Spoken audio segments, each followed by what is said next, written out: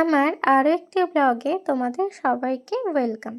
আমি চলে গেছিলাম ঠাকুরনগরের মাতৃভূমি পার্কে। আর আমি কিন্তু বেশ অনেকগুলোই রিলস পোস্ট করেছি। আশা করি আমার যারা ভিউয়ার্স আছো তারা কিন্তু দেখেছো। আর এই পার্কটা না অ্যাকচুয়ালি হচ্ছে ঠাকুরনগর আর গোবরডাঙ্গার আর কি মিডিলে আর কি পরে পার্কটা।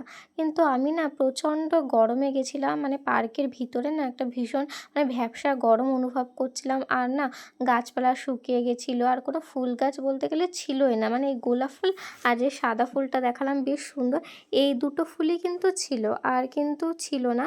মানে আমি এই পার্কে কিন্তু শীতকালে আর কি গেছিলাম সরস্বতী পুজোতে, তখন কিন্তু বেশ সুন্দর ছিল পার্কটা, খুব ভালো লাগছিল। কিন্তু কোথাও গিয়ে দেখলাম যে পার্কের অবস্থাটা অতটাও ভালো নেই। অ্যাকচুয়ালি পার্ক তো শীতকালে আর কি গেলে না ভালো হয়, চারিদিকে খুব সুন্দর ফুল থাকে। আর আমার না খুব ভালো লাগে যে ফুলে ভরা থাকবে, তো সেরকমটা আর কি ছিল না। তো এরপর চলে গেছিলাম একটা রেস্টুরেন্টে, অ্যাকচুয়ালি ঠাকুরনগরে ওই পার্কে একদমই ভালো লাগছিল না, সেখান থেকে চলে গেছিলাম বনগাঁতে রান্নাঘর বলে একটা রেস্টুরেন্টে খাওয়া দাওয়া করতে। তো চলো টাটা, দেখা হচ্ছে নেক্সট কোনো ভিডিওতে।